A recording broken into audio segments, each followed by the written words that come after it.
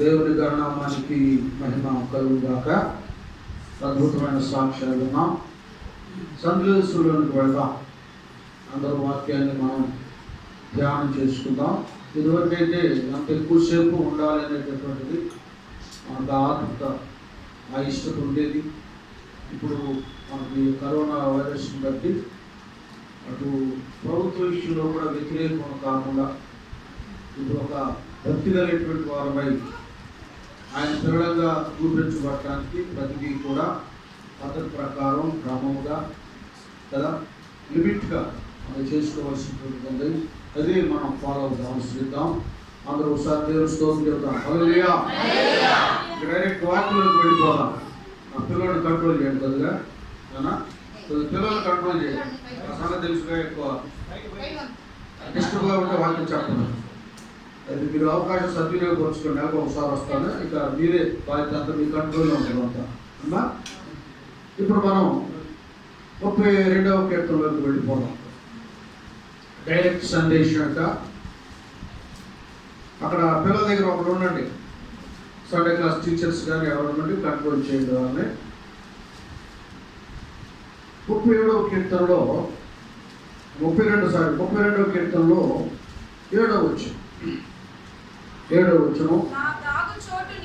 చూడండి. ఇక్కడ ఈ కీర్తన ఎవరు రాశారు చూడండి పైన. అది దావీదు భక్తుడు రాసిన కీర్తన. ఒకటేమన్నా, నా దాగు చోటు నీవే, శ్రమలో నుండి నీవు నన్ను రక్షించెదవు. చాలు. ఇక్కడ కీర్తనాకారుడు ఏమంటున్నాడంటే, నా దాగు చోటు నీవే. దాగు చోటట అంటే అజ్ఞాత స్థలం, లేకపోతే అజ్ఞాత వాసం. అది దేవుడే అంటున్నాడు. ఈ అజ్ఞాత స్థలము, దాగు చోటు, లేకపోతే సీక్రెట్ ప్లేస్, వాస్తవంగా ఇది ఒకటి దొంగలకి, హంతకులకి, లేకపోతే దేశద్రోహులకు, టెర్రరిస్టులకి ఇది అవసరం. అది ఎవరికి తెలియకూడదు. పోలీసు వారికి తెలియకూడదు, ప్రభుత్వం వారికి తెలియదు, ప్రజలకు కూడా ఎవరికి తెలియకూడదు. తెలిసిందంటే వాళ్ళు ఏమైనా మంచి పనులు చేస్తున్నారా, వాళ్ళ దేశాన్ని నాశనం చేయడానికి, ప్రజలను దోచుకోవడానికి, హత్యలు, దొంగతనాలు, ఈ కార్యాలు చేసేవాళ్ళు. వీళ్ళు ఎవరు కనపడకూడదు అన్నమాట. కనపడితే ఇక అరెస్ట్ చేయబడుతుందో, లేకపోతే పోలీసు వారు వచ్చి ఫైట్ చేయడం, మిలిటరీ వారు వచ్చి కాల్ చేయడం ఏదో జరుగుతుంది. కాబట్టి వాళ్ళ బ్రతుకంతా ప్రాణ భయంతోనే బ్రతుకుతారు. హాయిగా ఉండరు. మనకులాగా చక్కగా మనకు కలిగింది తిని హాయిగా సమాజంలో తిరుగుతా హ్యాపీగా ఉంచాం. వాళ్ళు హాయిగా ఉండలేదు. వాళ్ళకి కావాలి ఇలాంటి రహస్య స్థలాలు కదా. ఇక ఇది తెలియదు కాదు. సమాజంలోనే పెద్ద మనుషులుగా చలామణి అవుతూ వారు కూడా కొన్ని చీకటి కార్యాలు చేస్తారు. వారు కూడా ఎవరికి తెలియకూడదు. ఎక్కడికి వెళ్తున్నారు, ఎక్కడి నుంచి వస్తారు, అర్థం కావట్లేదు, బోధపడుతున్నారు అనుకుంటారు. అది తెలియదు. చూడండి, ఇలాగూ పాపం కార్యాలు లేక దేశద్రోహ కార్యాలు చేసే వాళ్ళు కూడా అజ్ఞాతవాసం, వాళ్ళు కూడా దాగు చోట్లు ఉంటాయి. అయితే ఎప్పటికైనా ఇలాంటివన్నీ బయటపడతాయి. మీకు తెలియదు కాదు. బిన్ లాడెన్ లాంటి వాళ్ళు, సద్దాం హుస్సేన్ లాంటి వారు, ఇక మనం చూస్తే ఆ మీసాలు పెంచుకుంటాడు ఎవరైనా, వేరొక ఇలాంటి వాళ్ళు దొరికారు. వాళ్ళు శిక్షించబడటం జరిగింది. అయితే మనకు కూడా ఒక లింక్ పెడుతున్నాడు దేవుడు. దీపాన్ని వెలిగించి కంచం కింద, మంచం కింద కదా, ఇంకెక్కడ కంచం కింద, మంచం కింద, మరొకటి చెప్పండి, ఎన్నెన్నో చెప్పండి. కొంచెము, మంచము, కంచం. గుడ్. ఇంకోటి అంటాడు దాగు చోటు. అది అంటే అర్థం ఏంటంటే దేశద్రోహులు లేకపోతే చీకటి కార్యాలు చేసేటటువంటి వారు చూడండి దాక్కున్నట్లుగా చాటుమాటున్నట్లుగా వాక్యం చేత వెలిగించబడి కృపావరాలు కలిగినటువంటి వారు దీపాన్ని వెలిగించి ఎక్కడ పెట్టాలి? అది ఎందుకంటే మరి కొండ మీద ఉన్న పట్టణము చెప్పాలి మరుగై ఉండదు. कारण ఉన్నతమైన పరిశుద్ధ స్థితిలో మనం ఉన్నాం కాబట్టి మన అందరికీ కనబడాలి. అంటే మన వరము అందరి మధ్యలో ప్రకాశింప చేయాలి. ఏమిటి? నా ప్రార్థన నా వరకు చాలే, నా సాక్ష్యం నా వరకు చాలే, నా బ్రతుకు నా వరకు చాలేదు కాదు. దేవుని పిల్లలు సాక్షులుగా బ్రతకాలి, సాక్ష్యం ఇవ్వాలి, పాటలు పాడాలి, అందరి మధ్యలో ఆరాధన చేయాలి, స్వార్థ ప్రకటన చేయాలి. దేవుని చేత వెలిగించబడేటువంటి వారు ఆ విధమైనటువంటి కార్యాలు చేయాలి. అదే వాళ్ళు కూడా మరుగై ఉంటే, చాటుమాటుగా ఉంటే ఏమైపోతుందంటే ఆరిపోతుంది పరిస్థితి. అంతేగా, కొంచెం కింద పెడితే ఆరిపోతుంది. అంటే స్వాలో చేరు ఉంటుంది కదా, వాటి కింద పెట్టుకోవాలనుకోండి ఆరిపోతుంది. కంచం కింద పెడితే ఆరిపోతుంది. అలాగే మంచం కింద పెడితే మంచం తాగబడిపోతుంది కదా. అలా ఉండకూడదు. మనం దీపస్తంభం మీద సంఘములు దివిటీలాగా వెలుగుతూ ఉంటారు. అయితే దేవుడు ఇక్కడ తన భక్తుడు దావీదు అంటున్నాడు, నా దాగు చోటు నీవే అంటున్నాడు. ఇప్పుడు ఎవరట? ఆయనకి అజ్ఞాత వాసం నివాసం దేవుడు. దేవుడు దాగు చోటు దేవుడు ఏంటి? దీని విషయాలు మనం ఆలోచించాలి. నేను దాక్కునే చోటు, నేను ఉంచబడే చోటు, వసించే చోటు నీవే. దానికి 91 కీర్తనలో అది ఒక క్లియరెన్స్ మనకి ఇస్తున్నాడు. 91 కీర్తన మొదటి వచ్చింది. నానా మహోన్నతుని చాటున నివసించువాడే సర్వశక్తిని నీడను విశ్రమించు వాడు. ఇప్పుడు ఎక్కడ మనం సర్వోన్నతుని చాటున నివాసం చేస్తున్నారు భక్తులు. అది ఈ చాటు ఏంటి? ఈ చాటు ఏంటండి అని మనం అనుకోవచ్చు. ఈ చాటు ఎందుకంటే ఎప్పుడైతే మనము మహోన్నతుని చాటున మనం నివాసం చేస్తామో దానికి అర్థమయ్యే రీతిగా పౌలు గారు అంటాడు, జీవిస్తున్న వాడను నేను కాదు, క్రీస్తే నా యందు జీవిస్తున్నాను. మరొకటి అంటాడు, నా ముందు సిలువా. ఏంటంట? భక్తుల ముందు సిలువ, వెనక లోకాసి. అంటే ముందు సిలువ ఉన్నప్పుడు సిలువ చాటున భక్తుడు దాచబడి ఉన్నాడు. ఇక్కడ రెండు ఉన్నాయి దాచబట్టాలి. ఒకటి మనము లోకం వైపు చూడకుండా విశ్వాసకర్త కొనసాగించు యేసు వైపు చూచుచు మన ఎదుట ఉంచబడిన పరుగు పందెములో ఓపికగా పరిగెత్తడానికి ఆయన చాటున మనము దాచబడాలి. అప్పుడు ఆయనే మనకు కనబడతాం. లోకం కనబడదు, పాపము కనబడదు. నీకు తెలియదు కాదు. యేసు ప్రభు వారు గలిలయ సముద్రం నీళ్ల మీద నడుచుకుంటూ వస్తున్నప్పుడు శిష్య బృందం జోరులో ఉన్నారు. వాళ్ళందరూ ప్రభువారిని చూచి అమ్మో దేవుని భయపడ్డారు. బాబు నేనే రానప్పుడు అమ్మో మన గురువు గారే అని ఇక అందరూ చాలా ఆశ్చర్యపడ్డారు. ఈయనేంటి నీళ్ళ మీద నడుస్తున్నాడు, ఏంటి బాబోయ్ అని ఆశ్చర్యపడి ఇంకా ఆయన ఉన్నాడుగా ఉద్రేకపరుడు పేతురు గారు, ప్రభువా నేను కూడా నీలాగా నడుస్తాను. అవును, ఆయన ఎందుకు ఈ లోకానికి వచ్చాడంటే ఆయన ఎలాంటి పరిశుద్ధులై ఉన్నాడో మనల్ని పరిశుద్ధులుగా చేయటం. ఎలాగ ఆయన లోకానికి ఎదిరితేడో లోకంలో మునిగి కాకుండా లోకం పైన ఎలాగా నడిచాడో మనల్ని కూడా పాపంలో పడకుండా పాపం పైనే నడవడానికి ఆయన మనల్ని ఎడల ఆశను ఆసక్తిని కలిగి ఉన్నాడు. ఆయన ఏదో ఈ లోకానికి వచ్చి మన చేత చప్పట్లు కొట్టించుకోవాలి, స్తుతించబడాలి, మహిమపరచబడాలి, గొప్పగా అందరూ నన్ను పొగడాలన్నట్లు మాత్రమే కాదు, కానీ మనలను తనవలే చేయడం. ఆయనంత శక్తిమంతుడు, ఆయనంత సామర్థ్యం గలవాడు, ఆయనంత అద్భుత ఆశ్చర్య కార్యాలు చేశాడు, ఆయనంత స్వస్థత కార్యాలు చేశాడు.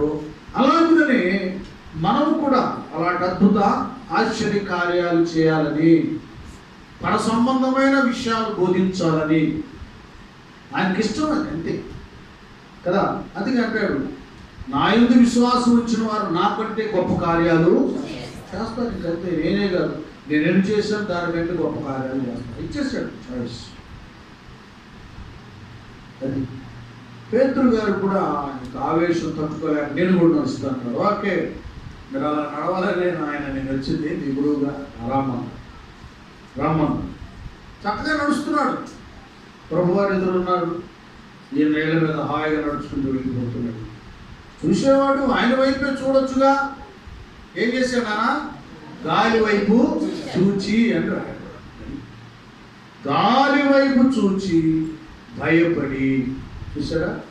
యేసయ్య వైపు చూచినప్పుడు భయం రాలేదు, ధైర్యము. తల్లి వినండి అందరూ, ధైర్యం వచ్చింది. నీ నా జీవితంలో కూడా మన ప్రభు వైపు చూచినప్పుడు, ప్రభు కార్యాల వైపు చూచినప్పుడు, ప్రభు వాక్యం వైపు చూచినప్పుడు, అందులో ఉన్నటువంటి సారాన్ని మనం గ్రహించినప్పుడు భయపడం, ధైర్యంగా ఉంటా. యెహోవా నా కాపరి, నాకు లేమి కలుగుదన్నట్లు ఉంటా కదా. గాఢాంధకారపు లోయలో సంచరించినను ఏ అపాయానికి భయపడను అన్నట్లు ఉంటా కదా. యెహోవా నాకు వెలుగాయి, యెహోవా నాకు రక్షణయే, నేను ఎవరికి ఎన్నడు అని ధైర్యంగా ప్రభు వైపు చూస్తే. మన చూపు ప్రభు వైపు కాకుండా అట్లా గాలి వైపు. లోకంలో కొన్ని గాలిపాట అన్నమాట. గాలిపాట కూడా అంత అయ్యాడు ఇంత అయ్యాడు. కొందరు ఎక్కువ మానవ స్వభావం ఏంటంటే, ఒకడు ధనవంతుడు అయ్యాడంటే వాడు ఎందుకు ధనవంతుడు అయ్యాడు, వాడు ఏం చేశాడబ్బా, ఫలానా వ్యాపారం, వాడు ఏం చేశాడబ్బా, ఫలానా ప్లాట్లు చేశాడు, ఏం చేశాడబ్బా, ఫలానా చేశాడు. చూడండి, కనుక ఒకడు ఏది చేస్తే ఈ లోకంలో గొప్పడైపోతున్నాడో అది చేయటానికి వాడి వైపు చూస్తాం. అది కొండల తోట నా కళ్ళొచ్చిన నాకు సహాయం ఎక్కడి నుండి వచ్చు, యెహోవా వలననే కలుగును. ఇలాంటి అన్ని కొండలు ఈ గాలి వైపు మనం చూస్తే తప్పక భయం అనేది మనలో కలుగుతుంది. ఏం చేస్తాము? వాళ్ళతో వ్యాపారము, వాటితో స్నేహము, ఏవేవో సంబంధాలు పెట్టుకొని రాను రాను కొన్ని పరిస్థితులను బట్టి వాళ్ళ మీద మనకు అనుమానం వస్తుంది. అనుమానం వచ్చిందంటే ఆటోమేటిక్గా భయము కలుగుతుంది. ఏం చేస్తాడు? పార్ట్నర్షిప్ తీసుకున్నాను, షేర్ తీసుకున్నాడు, ఎక్కడ ఉంచుతాడో అన్న భయం ఆవరిస్తుంది. అది మనుషుల వైపు మనం చూసినప్పుడు కలిగేది ఇదే. ఒక పర్యాయము వాళ్ళు మంచోళ్ళుగానే నటిస్తారు, అసలు మంచోళ్ళుగానే ఉంటారు, కానీ డబ్బు అనేది ఎప్పుడైతే కనపడిద్దో కంటికి చెడ్డోడుగా మారిపోతారు. అంతమందిని మనం ఎన్ని కథలు ఎలా, ఎన్ని చరిత్రలు మనం చదవలా.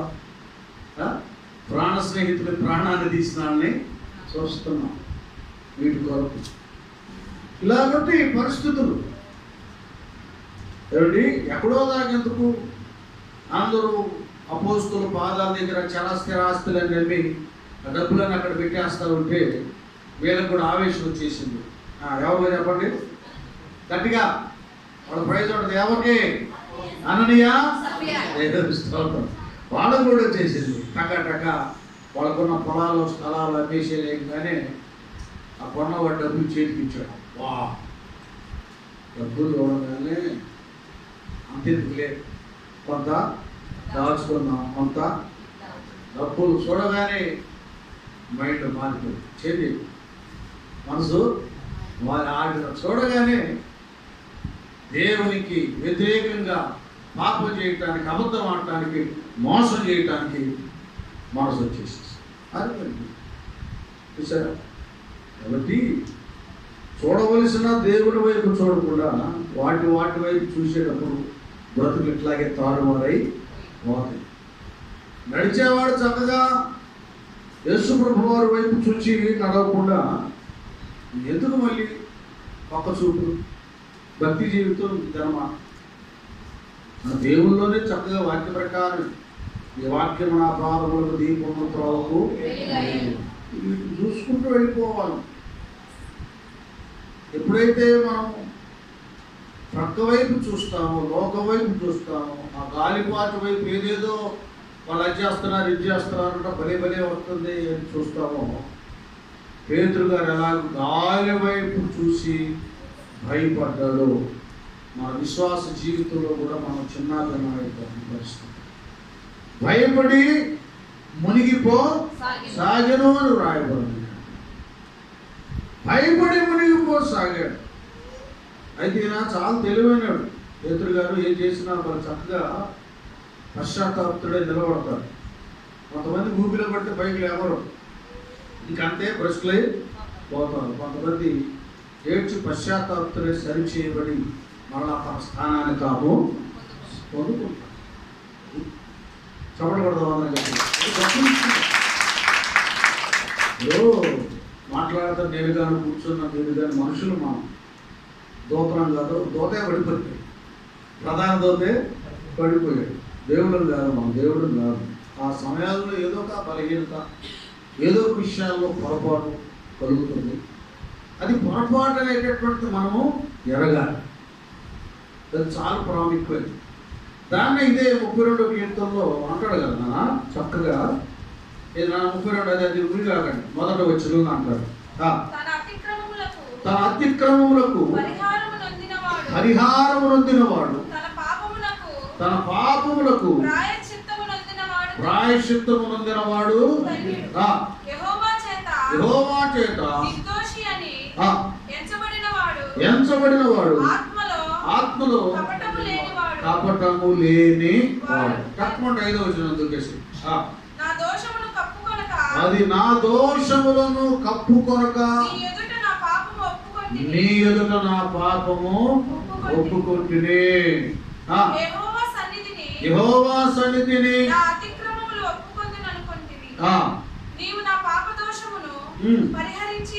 ఆమేన్. స్తోత్రం. హల్లెలూయా. లోకంలో ఉన్న వాళ్ళేమో భయంకరమైనటువంటి కనబడేటటువంటి అనేక నేరాలు ఘోరాలు చేస్తారు. దేవుళ్ళు ఉండే మనమేమో చిన్న చిన్న విషయంలో మనం కూడా దేవుని దృష్టికి దోషులు అవుతూ ఉంటాం. మన లోపాలు మన బలహీనతలు కూడా ఉన్నాయి. ఇవన్నీ మనం గుర్తెరగా ఏం చేయాలి? వీటన్నిటిని దోషాలంతా ఏం చేశాడంటే కప్పుకొనక. అదే కొందరు తప్పుడు పనులు చేసి కూడా కప్పుకుంటాం అంటే కవర్ చేసుకుంటాం. మన భాషలో చెప్పుకున్నాం. ఇప్పుడు కప్పుకొనకంటే ఈ బైబిల్ లాంగ్వేజ్ కంటే మన వాడుక భాష ఉంది కదా, అది చూడ కవర్ చేసుకుంటున్నాడు కదా. చాలా చాలా బలహీనమైన పనులు, తప్పుడు పనులు చేసి ఏం చేస్తున్నాడు? కవర్ చేసుకుంటాడు. ఆదాంగా ఏం దీపం చేసే ఆదాం అంటే నువ్వు ఇచ్చిన స్త్రీయే కదా. ఎలా ఉంది? నేను పొడి దగ్గరికి వెళ్ళానా, చెట్టు దగ్గరికి వెళ్ళానా, కాయ కోసానా, తిన్నాను, అదిగో నువ్వు ఇచ్చావుగా. ఇచ్చాడు మంచిదే. ఏం చేయాలి, ఈయనేం చేయాలో చెప్పాడు. ఆమె చెప్పుకోవాలి. నువ్వెందుకు ఆమె వదిలిపెట్టి దూరంగా వెళ్ళిపోయావు? ఇప్పుడు ఎక్కడున్నావు? ఆ చెట్టు దగ్గరికి వెళ్ళినప్పుడు నువ్వేం చేస్తున్నావు కదా. కాబట్టి కొంతమంది ఏం చేస్తారంటే తప్పు చేసి కవర్ చేసుకుంటారు. అదే అంటున్నాడు ఈయన దావీదు, గొప్ప వ్యక్తి. నా దోషమును కప్పుకొనక నీ ఎదుట నా పాపము ఒప్పుకోవాలి. మనం పోగొట్టుకున్న దాగుచోటు, ఆశ్రయము, సన్నిధి, అభిషేకం మరలా మన సొంతం కావాలంటే ఏ విషయంలో మనం తప్పిపోయామో, ఏ విషయంలో దేవుని దృష్టికి దోషులుగా ఉన్నామో ఏ లోపం బలహీనత మన భక్తి జీవితాన్ని పతనం చేస్తుందో అది ఎరిగి దాని దేవుని దగ్గర ఒప్పుకో. కొంతమంది పశ్చాత్తాపం ఎట్లా ఉంటుందంటే వాడు దేవుని దగ్గర ఒప్పుకోవటం మాత్రమే కాకుండా నా వలన ఎవరు హర్ట్ అయ్యారు కదా, ఎవరు గాయపరచబడ్డారు, ఎవరు బాధపడ్డారు, దుఃఖించారు, ఆ వ్యక్తుల్ని ఎరిగి వాళ్ళ దగ్గర కూడా వాళ్ళు పశ్చాత్తాపంలో ఉంటారు.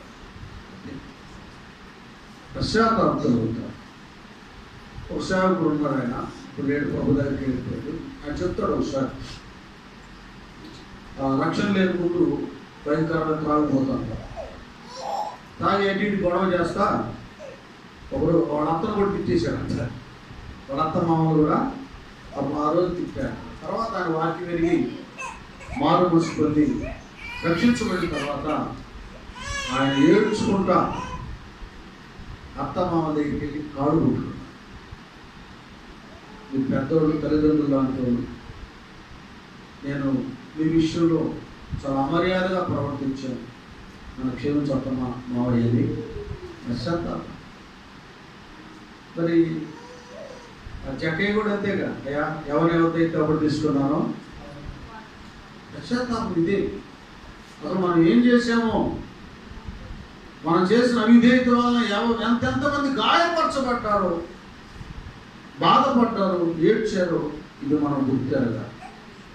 లోకస్తులుగా ఉండకూడదు. ఒక దొంగ ఉన్నాడు, ఎవరో ఒక ఆయన బ్యాంకులో డ్రా చేసేటప్పుడు పిల్ల పెళ్ళికో దేనికో వైద్యాన్ని తీసుకెళ్తాం, దోచుకుని వెళ్ళిపోతాడు. అయ్యా నా పిల్లలప్పుడు నాకు ఇది హాస్పిటల్ కట్టాలి, పిల్ల పెళ్ళి కానీ ఏడ్చిన వాడికి ఏం పని? వాడు దోచుకోవాల్సింది దోచుకొని వాడు బతికొచ్చు. అది లోకస్తులకు తడు.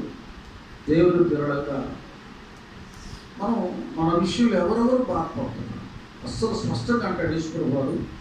మీరు బలిపీఠ దగ్గరికి వెళ్ళేటప్పుడు కదా, బలిపీఠ దగ్గరికి వెళ్ళేటప్పుడు మీ విషయమై కానీ వారి విషయమై మీరు కానీ ఎవరు అసమాధానంగా కదా బాధతో ఉన్నారో వారి దగ్గరికి వెళ్ళి సమాధానం అడగండి. అసలు అంత ఉందో చూడండి భక్తి జీవితం. మనం ఏదో అప్పుడప్పుడే ప్రార్థన చేస్తాం, అప్పుడప్పుడే వ్యతిరేకిస్తాం, అప్పుడప్పుడే దూషిస్తాం, అప్పుడప్పుడే కఠినంగా మాట్లాడతాం, మళ్ళీ మహాభక్తులాగా మోకరించి ప్రార్థన చూడండి. అసలు అంతగా భక్తిహీనత అనేకులు ఆవరించిందని అర్థం కావడం లేదు. భక్తి జీవితం అంటే ఏదో ఇష్టమైనప్పుడు అవ్వచ్చు, లేకపోలేదు, ఏదో వెనుకొచ్చినప్పుడు ప్రార్థన చేయవచ్చు, లేకపోతే లేదు, ఇష్టమైతే బైబిల్ చదవచ్చు, లేకపోతే లేదు అన్నట్లు కాదు. ఒక నీతి, ఒక నియమం, ఒక పద్ధతి భక్తులకు ఉంది. వాళ్ళకు టైటిల్ ఇచ్చాడు దేవుడు, పరిశుద్ధులు, పరిశుద్ధ జనం. అలా ఉండాలి పరిశుద్ధులు. పరిశుద్ధుడైన దేవుని వలె ఉండాలి, అది అవసరం. కనుక నా దాగు చోటు నీవే అని దావీదు అంటున్నాడు దేవుడు. 91వ కీర్తనలో చూస్తే మహోన్నతుల చాటున సర్వశక్తి నీడను విశ్రమించువాడు అంటున్నాడు. ఎప్పుడు మనం ఆయన చాటునుంటా, మనకు ముందు ఆయన ఉండాలి, ఆయన వెనక మనం ఉండాలి, ఆయనలో మనం దాచబడా. ఎప్పుడు మనం ఆయనలో దాచబడతాం? విశ్వాసకర్త కొనసాగించి ఆయన వైపు చూచినప్పుడు. పేతురు గారు చూచేవాడు ప్రభు వైపే చూడక ఎడు చూశాడు, మునిగిపోసాగెను. చాలా అస్సలు అద్భుతమైనటువంటి ఏంటంటే, ఒకసారి తీస్తారా మత్తయి సువార్తలో 13-14 అధ్యాయంలో ఉంటుంది. అది మనకు అవసరం ప్రస్తుతం. అక్కడ చాలా ఆ మాట గొప్పగా ఉంటుంది, చూడండి.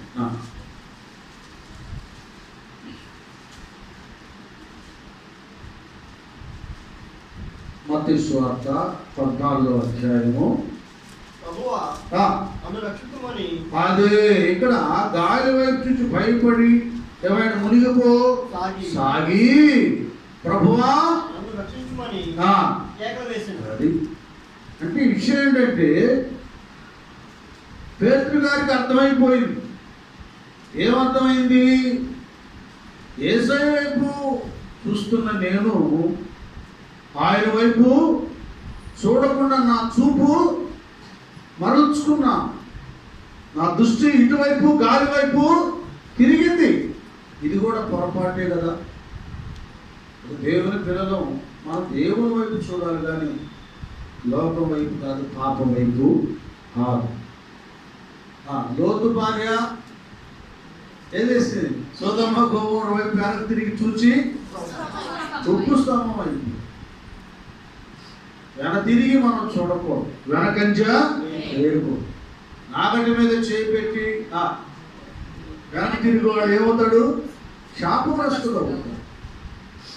అది కాదు మన చూపు.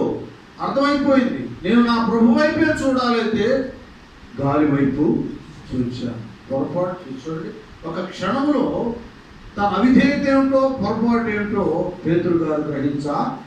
ఇది కావాలి విశ్వాస జీవితంలో. మనం దేవుడు కాదు, మనుషులని. కొన్ని సందర్భాల్లో సమయంలో తక్కువ ఎటో వెళ్ళిపోతున్నాం చూపు. అది మనం గ్రహించాలి. ఇది సరైనది కాదు. మనం దోషులం అవుతాం, దేవుని దృష్టికి అపరాధులం అవుతాం.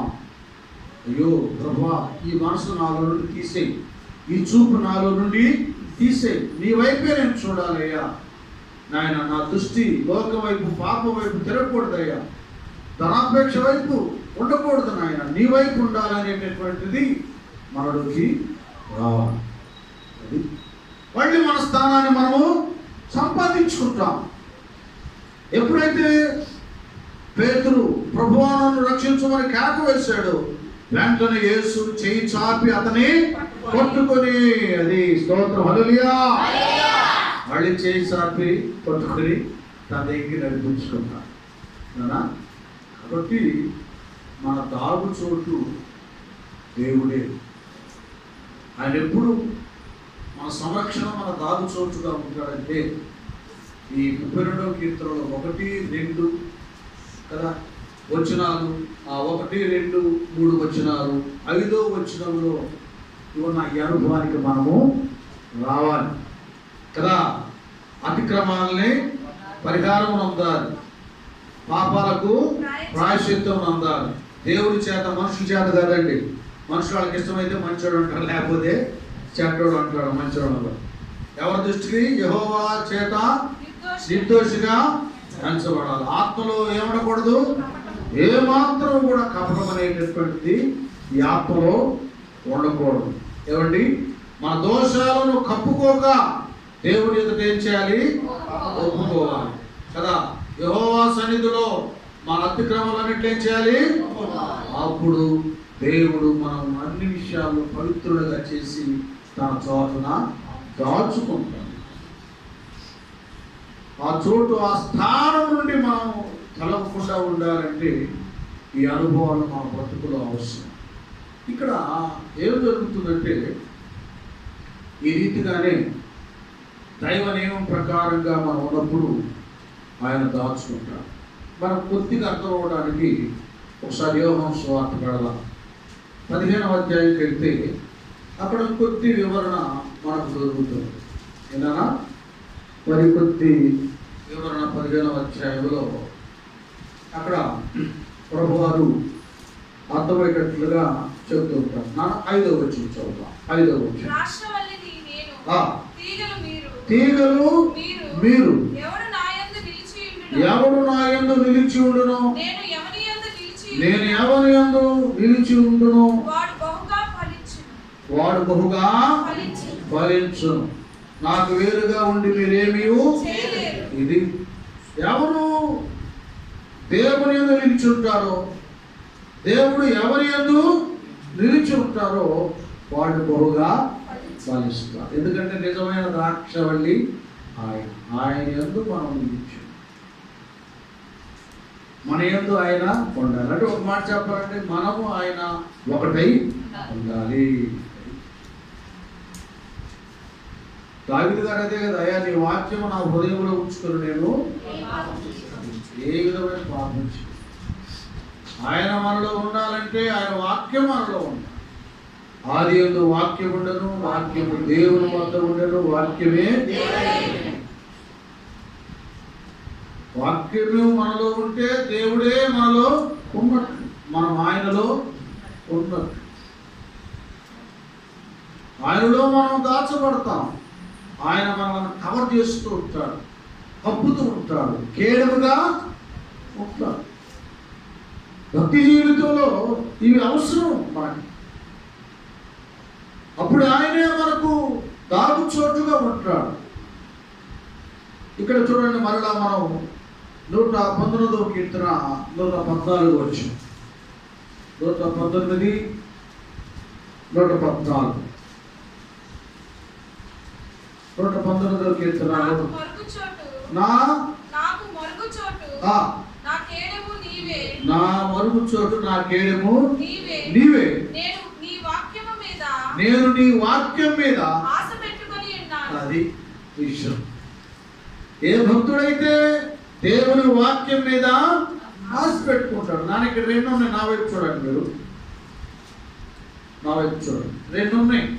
దేవుని వాక్యం మీద ఆశ పెట్టుకుంటాం అంటే, ఒకటి, ఇప్పుడు మనం వచ్చాం, ఏ సమస్యలు, ఇరుకుల్లో, ఇబ్బందులు ఉన్నామో ఇంటి దగ్గర ప్రార్థన చేసుకొని, ప్రభువా ఈ దినాన నాతో మీరు మాట్లాడాలి, నా బలహీనతకు బలాన్ని చేకూర్చాలి, నా లోపాన్ని సరి చేయాలి, నా సమస్యకు పరిష్కారాన్ని కలుగా చేయాలి. ఎందుకంటే దేవుడు అందరికీ చాలిన దేవుడు.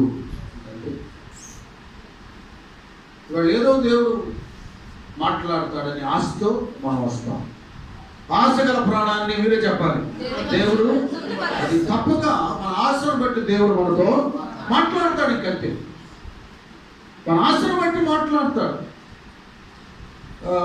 సేవ ఆరంభంలో 1984-85 అనమాట, ఏదో సంచలనాలు ఆదరించుకొని చిన్న సైకిల్ మీద శారదా కాలనీ వైపు వెళ్ళి, కొద్దిగా ఆరంభం కదా, గృహాలు దర్శించాలని ప్రార్థన చేద్దామంటే అదేదో అద్భుతంగా ఒకటి పిలిచాడు. సరే, అప్పుడు ఆరంభం కదా, ఏదో వచ్చిరాని పాటలు ఆరంభం కదా అది. ఇంకా ప్రార్థన చేసి వాక్యం ఏంటి మరి 2వ రాజునామం చదవలేదు. ఆ 4వ అధ్యాయంలో అక్కడ విధవరాలు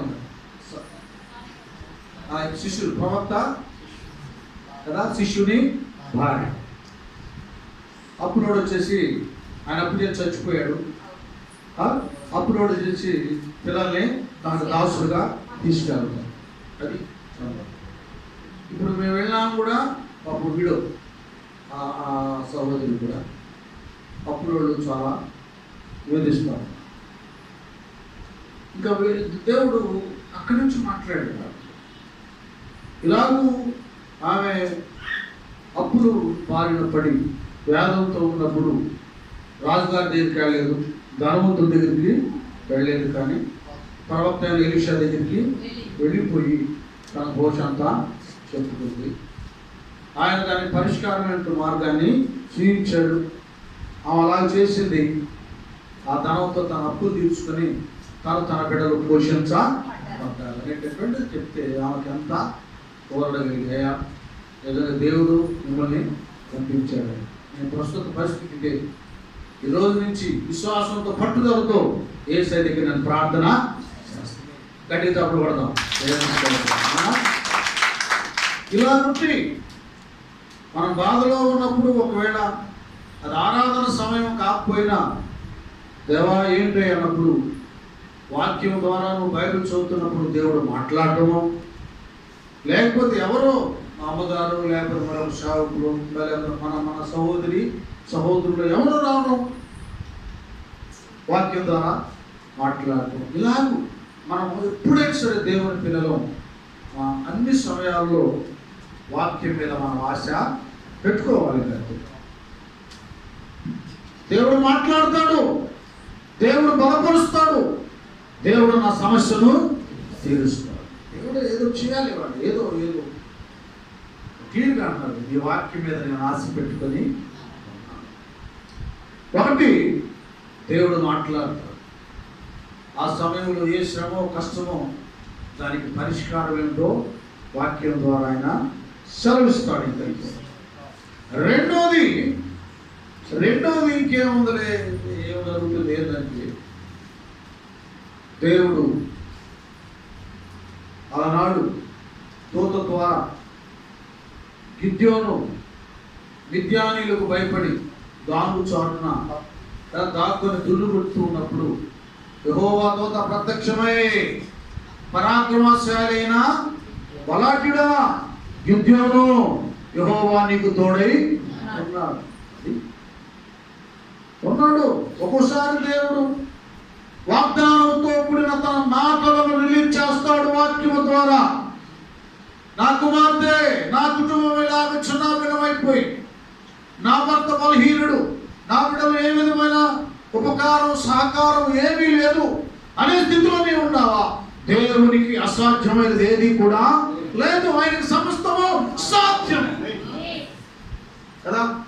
నిరాకారంగా శూన్యంగా ఉన్నదాన్ని గొప్ప సృష్టిగా చేశాడు.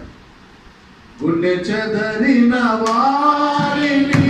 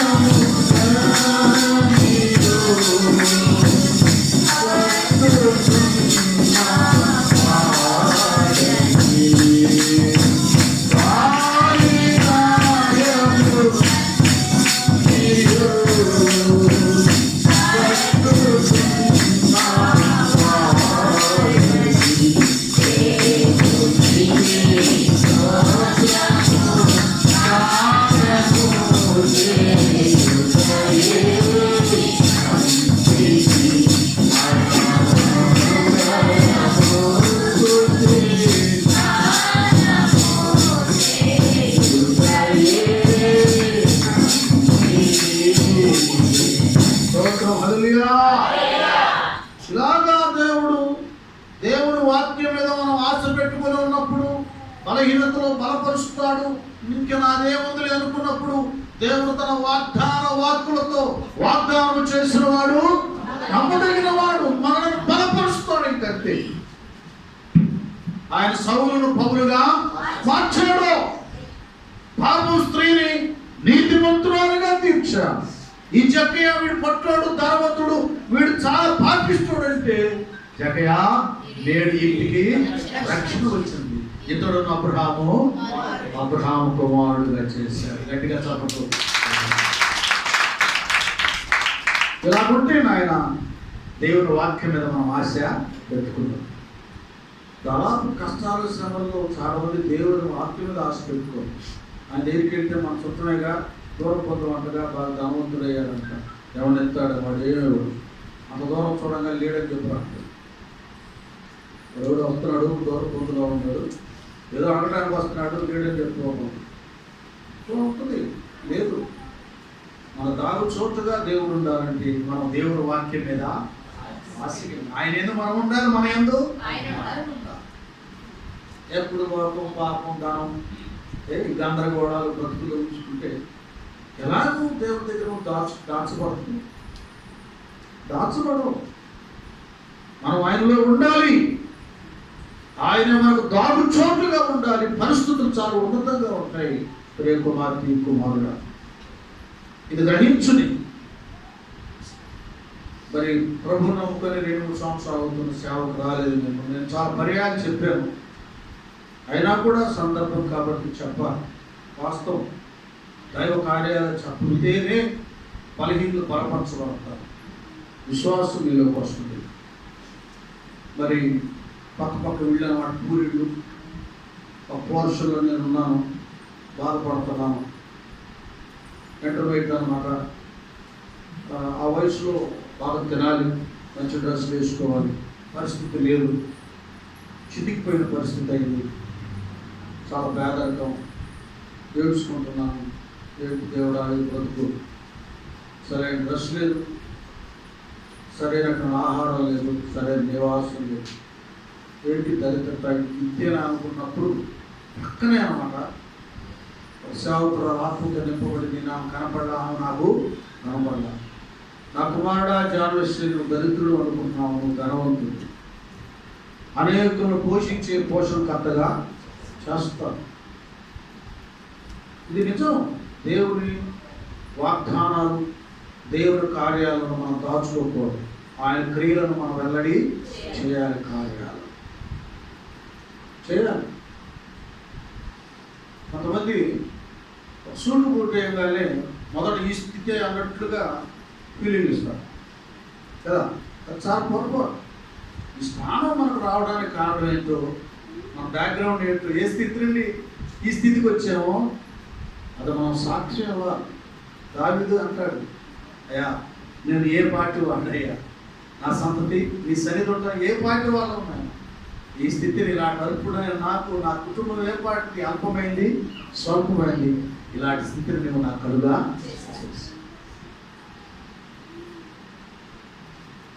మరతునాని ప్రేమను విరతునాని సన్నిధిని మరతునాని